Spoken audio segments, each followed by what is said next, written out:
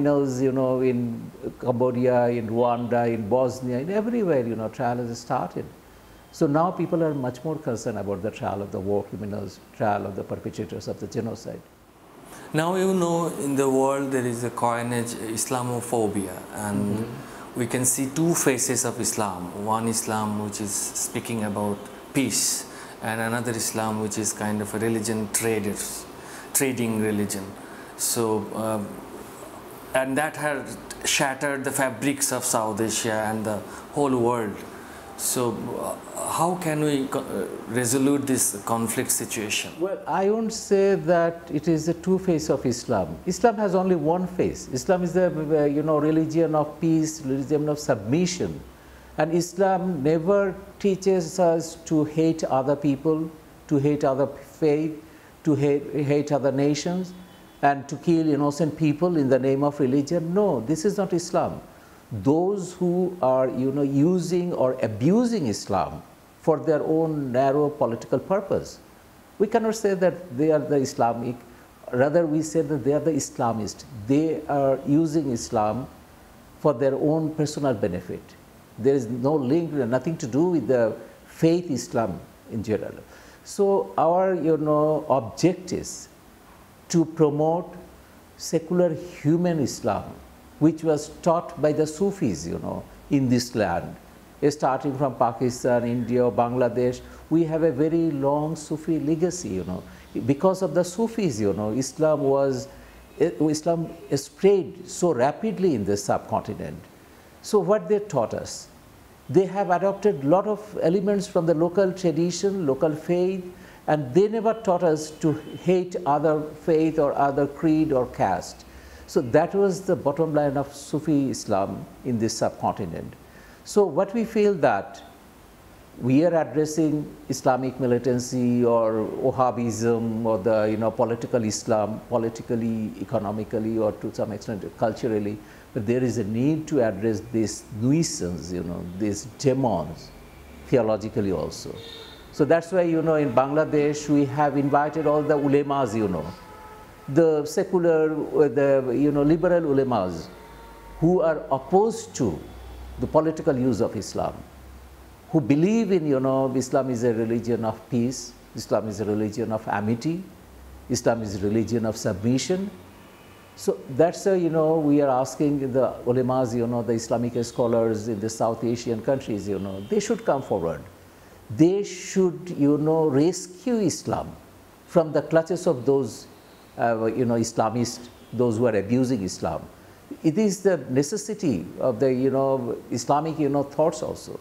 It is the need of our time also that the Islamic scholars and the ulemas, Pir, Mashaykhs, Sufis, they should come forward and they should say that what these guys are preaching in the name of Islam, in the name of jihad, that is not jihad in Islam, that is not the real teaching of Islam. There is a misinterpretation or kind of a intended interpretation of secularism, that secularism is nothing but excluding religion from... It is the mullahs here, they advocated, they are telling other people that secularism means ladini, that is anti-religion or religionless.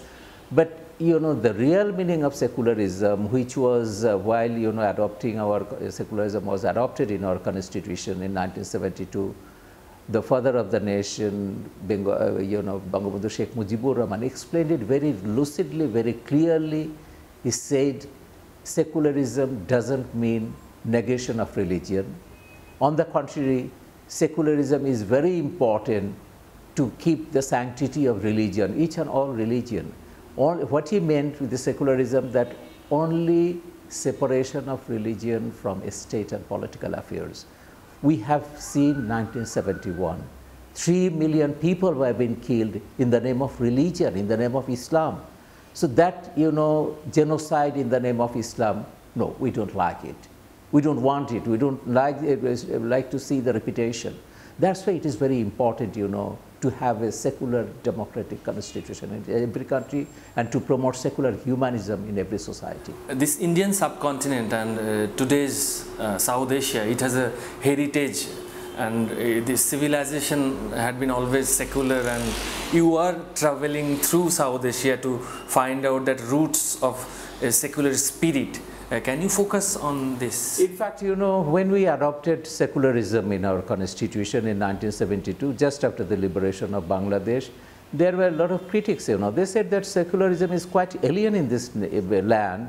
We have not heard about secularism before. And Bangladeshi, you know, the framers of the Bangladeshi constitution, they have, you know, adopted this idea from Indian constitution.